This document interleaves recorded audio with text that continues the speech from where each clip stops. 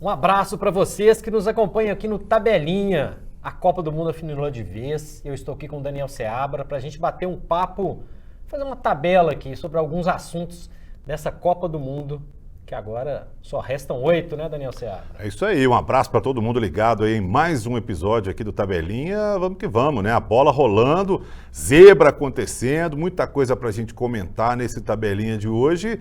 Vamos começar falando das quartas de finais, né, Fred? Todas já definidas, né? Todos os jogos já definidos, né?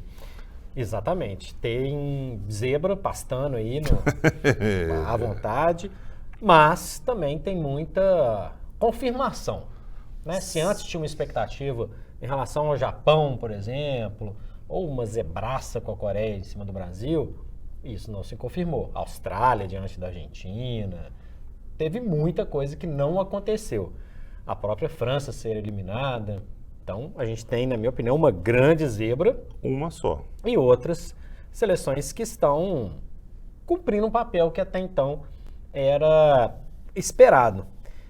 Sexta-feira começam as quartas de finais. Isso. Primeiro jogo, justamente, meio-dia, horário do Brasil, claro, né? 6 horas da tarde, horário do Catar. Brasil e Croácia. Croácia e Brasil, na verdade, a Croácia é a mandante dessa partida. Croácia que passou pelo Japão, né? Brasil passou pela Coreia. Brasil passou sem sustos, a Croácia passou com sustos, né? Passou apertado nos pênaltis. O Brasil já goleou e já despachou a Coreia logo de cara. Fez dele o que se esperava, né? Exatamente. Fez a exibição de seleção grande, como outras seleções fizeram. E a gente até cobrava. Seleção grande, quando pega uma seleção inferior, tem que chegar e resolver. Foi assim com a Inglaterra diante do Irã, por exemplo. Teve, né? Foi assim a França diante da Austrália. Foi resolvendo. Acabou, não tem drama. Agora, nessa partida, o Brasil é favorito. É favorito, mas pega uma seleção que, além de não ter obrigação de se classificar, a Croácia vai na dela. Vai na dela. Tem jogadores experientes, jogadores rodados, jogadores que jogam em grandes clubes da Europa e não tem a pressão. A Croácia não tem a pressão. Ah, mas jogou uma prorrogação a mais contra o Japão, que aliás, que beleza de pontaria da turma do Japão. Foi para cobrança de pênaltis.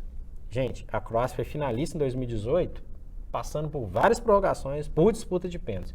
Na Copa do Mundo, o papel do jogador é diferente. Ele sabe que aquilo ali é um jogo muito importante para a carreira dele.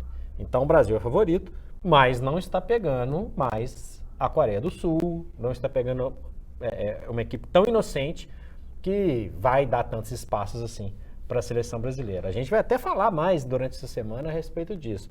Mas para mim é um favoritismo, ok, mas não é fava contada. Mas se o Brasil jogar o que jogou no primeiro tempo contra a Coreia, é difícil parar.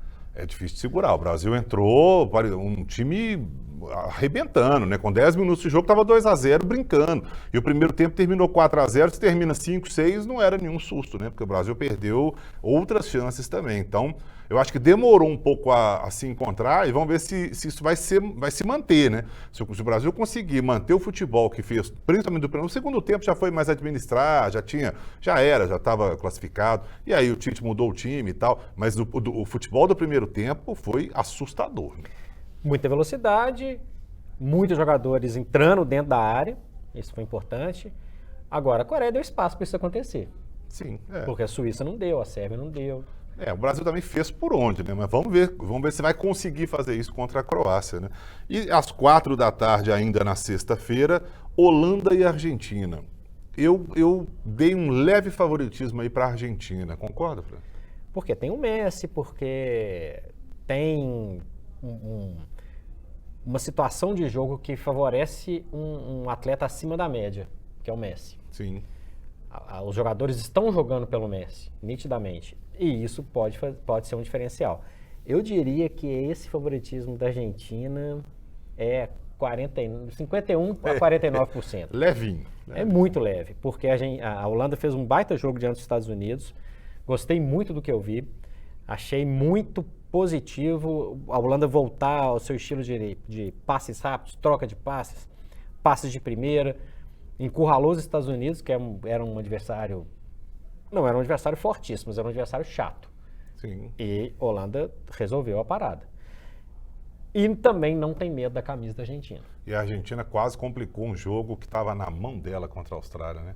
Um jogo que estava ali 2-0, tranquilo. O Messi até tentou fazer um daqueles gols que a gente conhece dele, né? De pegar a bola na intermediária dele, entrar com a bola e tudo, driblando o time inteiro. Não conseguiu, até riu depois e tal. Ou seja, o jogo estava leve, a Argentina estava tocando a bola. De repente a coisa se complicou toda e quase sofre um empate no finalzinho que levaria para uma prorrogação, para pênaltis, e aí poderia se complicar. E controlando o buraco mais embaixo, né? Sim, aí não é a Austrália, né? Não é não. E no sábado, aí sim, lembrando que não teremos jogo domingo, né? No sábado, Marrocos e Portugal, meio-dia.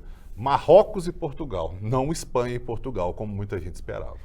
Olha, Portugal obviamente é favorito. A gente vai falar um pouquinho mais tanto sobre o Marrocos, tanto quanto Portugal. Mas a Espanha achou que era favorita contra o Marrocos. Marrocos, vou repetir o que eu falei em algumas outras ocasiões. A seleção marroquina é formada por jogadores que jogam em grandes clubes da Europa, estão acostumados a jogar competições complicadas. Não é uma seleção de amadores. Esqueçam, Marrocos disputou pouco a Copa do Mundo. Esqueçam. Vai complicar o jogo diante de Portugal. Portugal tem favoritismo. Não é o 51-49 que eu falei para a Argentina. É mais. É mais.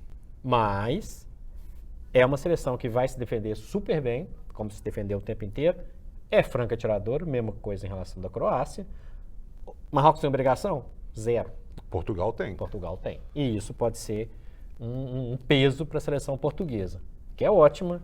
Sem o Cristiano Ronaldo, a gente fala disso daqui a pouco. E eu tenho que me penitenciar, porque eu fui um dos que falei que a Espanha ia passar o trator em cima de Marrocos e deu no que deu.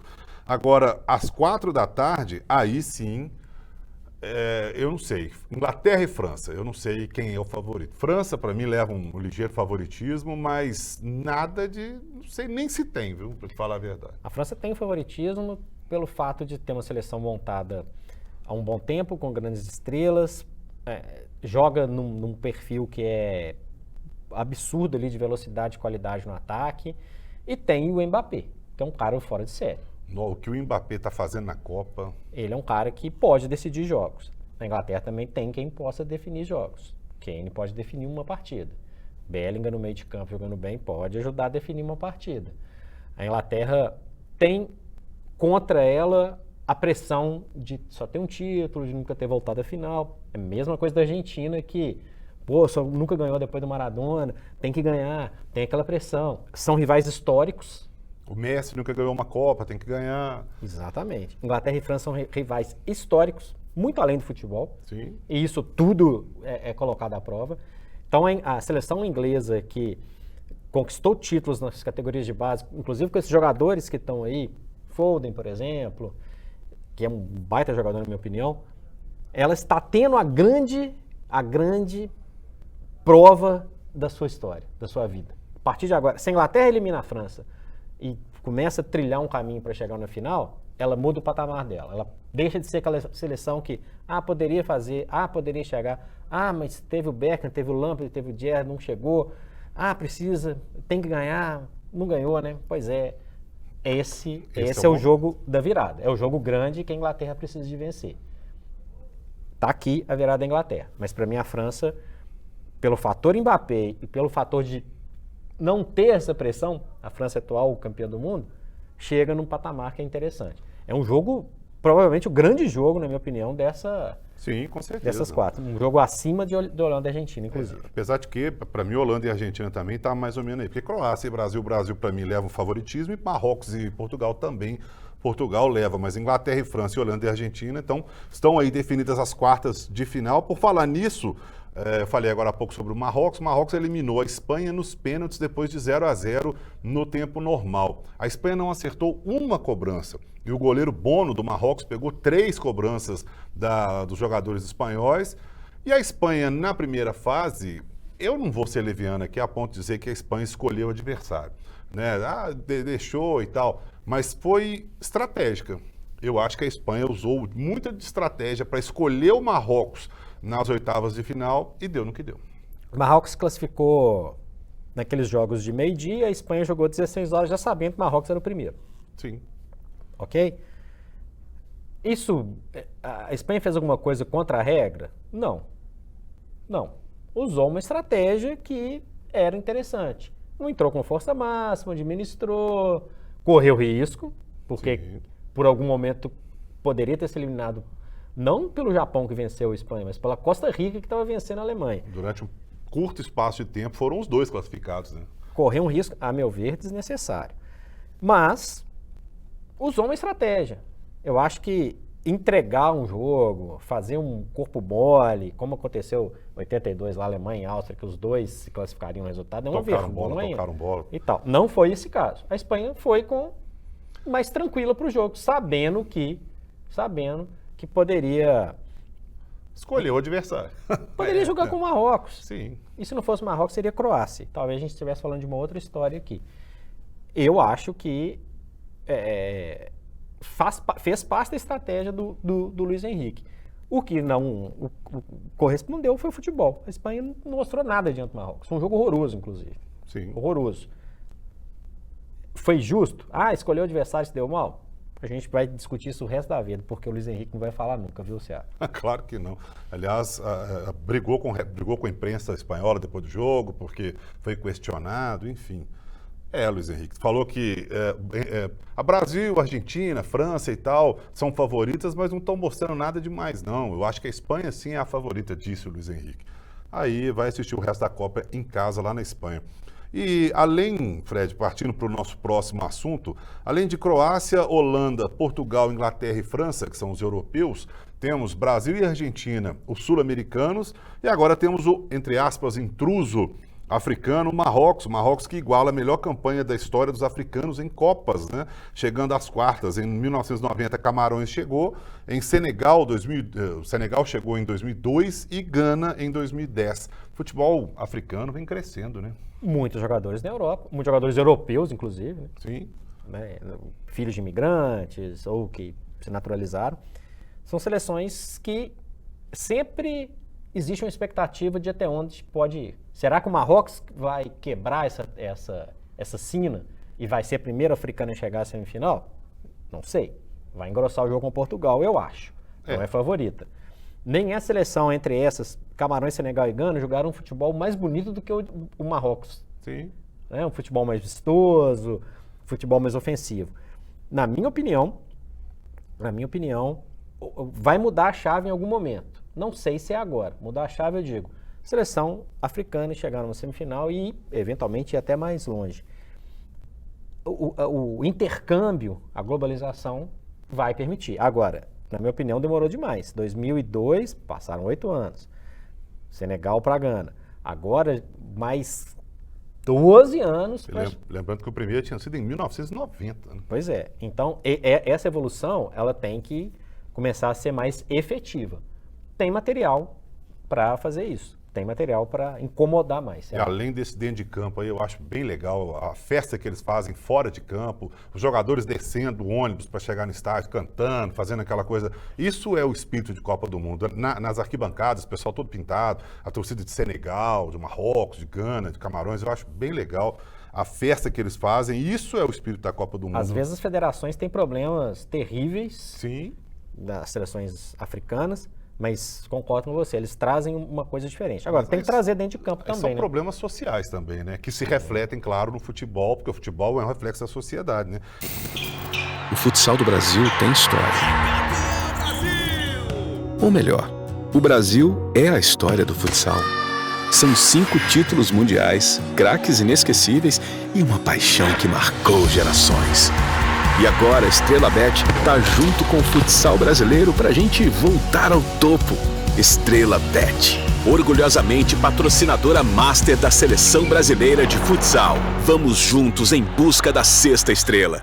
E por falar em festa, nós temos agora o nosso próximo assunto, Fred, as dancinhas nas comemorações de gols, que estão dando uma polêmica também, mais uma vez, né? Já tivemos essa polêmica, inclusive em relação a racismo, né? Maravilha lá na Espanha, né? O pessoal falando justamente com o Vini Júnior, que de novo está dando essa polêmica aí. O Roy Keane, que hoje é comentarista, ex-jogador do Manchester United, inclusive. Irlandês. Né? Irlandês, ídolo do Manchester United. Ele disse, abre aspas, acho desrespeitoso dançar assim toda vez que eles marcam gols. É desrespeitoso. Até o técnico deles fica envolvido. Eu não gosto disso. O Tite, claro, né? Dizendo em relação ao Tite. E aí, em contrapartida, o Alex Lalas, todo mundo se lembra dele, jogador folclórico, guitarrista norte-americano, disputou a Copa de 94, jogou contra o Brasil. Ele disse, sinto muito pela vida de vocês que não gostam dessas comemorações aí. E eu tô com o Alex Lalas fácil nessa aí. Eu acho que o Roy Keane é caçar um serviço, né? Qual é o problema de dançar? Eu achei sensacional o Tite entrar na brincadeira, fazer a dança do pombo, não tem nada de desrespeitoso nisso. Fez o gol, dança, comemora, os jogadores querem dançar, né? Não interessa se a gente torce para A, B ou C, mas é legal, isso tá no futebol. Isso para mim é a alegria do futebol e esse é o espírito de uma Copa do Mundo, né? Eu, sinceramente, não me incomodo com nada disso. Ah. Eu me incomodo com falta de respeito. Se o cara vai comemorar lá no banco lá e põe dedo, ou vai falar na torcida adversária. Aí é desrespeitoso. Aí é desrespeitoso. Agora, sinceramente, cara, tem tanta coisa para preocupar, inclusive o lugar onde a Copa está sendo realizada, vai ficar preocupado com dança. Ah, não, Roy Keane, me ajuda aí. Sinceramente, não dá. E continuou polemizando, né? Ele falou isso e continuou. Acho que sabe, inclusive vou dar um exemplo aqui, ele não é irlandês como o Roy Keane, mas o Peter Crouch, Sim. que jogou na Inglaterra, é inglês, né, inclusive, jogou como o Roy Keane na Inglaterra, ele dançava como um robô. Fazia uma... Exatamente, tal. E daí, qual o problema? Teve uma época que no Campeonato Brasileiro aqui, todo mundo vai se lembrar, os caras começaram a fazer passinhos, aí ensaiava, todo mundo estava esperando assim, pô, agora o time vai fazer o gol, vamos ver como que eles vão dançar. Qual é o problema nisso, gente? Sabe? Aí a gente fala às vezes que tá ficando chato, é isso mesmo, tá ficando realmente muito chato. O cara não pode comemorar um gol dançando. Ah, pelo amor de Deus. É que o Cristiano Ronaldo pular e rodopiar no ar tem problema? Aí pode. O Pelé dá um soco no ar igual ele fazia. Não vejo problema, gente. Qual é o problema? Não vejo problema. A gente pode discutir se a música que os caras dançam é boa ou ruim, mas isso é um assunto para um outro programa. Aí é para cada um discutir por sua conta. Mas pelo amor de Deus, sabe? Eu acho assim, uma perda de tempo. Ex-jogadores, acho que eles devem opinar, devem trocar ideia, ótimo, mas em prol do crescimento do futebol como um todo. Vamos discutir a Copa do Mundo, vai ter 48 seleções lá? Qual vai ser a fórmula? E vamos discutir o país que vai sediar a Copa do Mundo, né? Que no caso agora, beleza, vai ser Canadá, Estados Unidos, México, não no Catar, né? Daqui a pouco mandam lá para o Marrocos, mandam para um outro país onde a gente está vendo as coisas acontecerem da forma como estão acontecendo, né?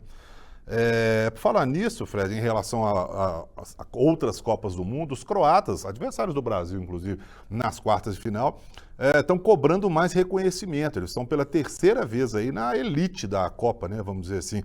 Um breve histórico, a Croácia separou da Iugoslávia em 91. Era um país só, e aí teve guerras internas e tal, e ela separou, virou Croácia. Em 98 participou da sua primeira Copa independente da Iugoslávia, né, e já chegou em terceiro lugar. Depois, nas duas Copas seguintes, foi eliminada na primeira fase, em 2010 não foi para a Copa, e em 2014 também na primeira fase. E aí em 2018, aí sim foi vice-campeã, perdendo para a França na final. Agora eles pegam o Brasil nas quartas. É realmente para colocar a Croácia em outro patamar já? A Croácia está fazendo o possível para se manter como você diz aí, numa elite, sabe, Seabra? A região é reconhecida por ter bons jogadores, historicamente. A seleção da Iugoslávia era muito tradicional. Que é dividida em Croácia, Sérvia, Eslovênia, Montenegro, Kosovo, Bósnia e Herzegovina. Tem muitos jogadores bons em todos esses lugares. Sim. Então já tem essa tradição. Qual que é o desafio da Croácia? É conseguir se manter ali, se classificar sempre para Copas. O Modric tem 37 anos, provavelmente não vai jogar na próxima Copa. Então, o processo de renovação tem que ser interessante. Lá em 98 era o Šuker, que foi o artilheiro da Copa. Sim. Né? Teve jogadores interessantes ao longo dos anos. Formou uma boa seleção em 2018, trouxe bons jogadores de 2018 também, revelou mais alguns agora para 2022. Então, pela tradição da região, seria interessante que a Croácia conseguisse se manter. Aí daqui a pouco a gente pode falar, realmente a Croácia está disputando várias Copas, está ficando ali num patamar de disputa. É interessante para a Croácia. É interessante. Ainda não tem um campeonato local tão forte, tem vários fatores que influenciam. Pro futebol local, futebol, né? e para o futebol de maneira geral. Sim, Porque senão a gente vai estar discutindo aqui Brasil, Argentina, Alemanha, Espanha. É interessante ter. Precisa, obviamente, ter um campeonato local melhor, de melhor qualidade, porque isso também ajuda na qualificação dos jogadores mesmo. E, obviamente, na qualificação da seleção. E esses jogadores também ajudam, eles indo para outros centros, né, jogando bem, disputando um bom campeonato local, eles vão para outros centros e isso qualifica a seleção também diretamente, né? Exatamente. A Croácia, inclusive, só relembrando, fez uma primeira fase ruim, foram 2 empates com Marrocos e Bélgica e uma vitória só diante do Canadá, estava no grupo F, se classificou em segundo lugar atrás do Marrocos, e aí passou pelo Japão nas quartas, né, como a gente disse agora há pouco, nos pênaltis, depois do empate por 1-1, o Japão, como o Fred disse, uma mira belíssima, né, errou todos os pênaltis. Praticamente todos. Praticamente todos. E agora, para a gente fechar, Fred, Cristiano Ronaldo no banco, pela primeira vez numa Copa do Mundo, pela vez na história de uma Copa do Mundo, desde que ele começou a disputar a Copa do Mundo, o Cristiano Ronaldo começou uma partida no banco da seleção de Portugal. Ele reclamou por ter sido substituído no jogo contra a Coreia e o Fernando Santos disse que não gostou da atitude do CR7, o birrento, e colocou Cristiano Ronaldo no banco e a seleção deslanchou sem o Cristiano Ronaldo. Pois é, o Gonçalo, que é um jogador do Benfica, revelado pelo Clube da Capital, fez só 3 gols, mais do que o Cristiano Ronaldo na Copa inteira, sem os chiliques do Cristiano Ronaldo. Eu falei em algumas edições anteriores da tabelinha que se o Cristiano Ronaldo não ficar de birrinha, de carinha e tudo mais, ele pode ser muito útil numa campanha histórica de Portugal. Sim. Que tem Marrocos pela frente, pode chegar à semifinal. Mas, se ele quiser atrapalhar, ele vira laranja podre. A gente viu ele aplaudindo, comemorando os gols, entrou no final do jogo, tentou fazer o seu gol. Ele fez um gol, inclusive, que foi anulado. Foi anulado, mas ele precisa jogar com a equipe. Ele precisa jogar com a equipe. Ele já está tomando decisões, caso se confirme a ida dele mesmo para a Arábia Saudita, que já mostram que ele é um jogador em fim de carreira. Inclusive, me decepcionei muito com isso, porque imaginava que ele, um cara tão ligado na competitividade, não precisava de sumir do mapa. Sumir do mapa. Vamos ver, vamos aguardar para se isso vai entrar no papel mesmo ou não, mas ele já está num nível inferior. Fisicamente ele é um cavalo, mas tecnicamente, no ritmo de jogo, ele está atrás. Tanto que ele entrou no final do jogo, com um jogo fácil, poderia ter, né, até guardado o seu gol. O Rafael Leão, por exemplo, fez um golaço depois que ele entrou. O Cristiano Ronaldo faz uma Copa abaixo. Bem abaixo. Mas ele pode ser útil? Pode ser útil. Fez um gol só até agora e de pênalti. Mas dá para ser birrento? Não dá para ser birrento com 37 anos. Tem que ser exemplo para os caras lá que idolatram ele. E só para fechar esse assunto, no extracampo, eu acho que com 37 anos, o cara vai ganhar R$1 bilhão por temporada. De reais, que nós estamos dizendo, né? Por temporada, para jogar, caso se confirme, se ele for para a Arábia mesmo. Eu acho que ele está preocupado agora em ficar lá 1 ano e meio, 2 anos, depois ele volta e encerra a carreira no Sporting, dando aquela homenageada e tal, bacana, e vai viver a vida dele, porque ele já está descendo a ladeira. Sinceramente, grande jogador, craque, monstro, mas chega uma hora que tudo acaba, né? Assim como o Tabelinho. Assim como o Tabelinho, que acabou. Sem birra. Sem birra. É isso, gente. Em breve, mais novidades aqui no Tabelinha, que está acompanhando essa Copa dia a dia, né, Seabra? Isso aí, a gente está aqui, vamos voltar antes ainda das quartas, né? Pessoal, fique ligado aí nos produtos do Tempo, no site do Tempo, nas redes sociais do Tempo. Muita coisa para você ainda, muita opinião e muitos produtos legais aí para você acompanhar durante a Copa e depois da Copa também, beleza? Isso aí. Um abraço. Valeu, gente. Obrigado pela audiência. Até a próxima.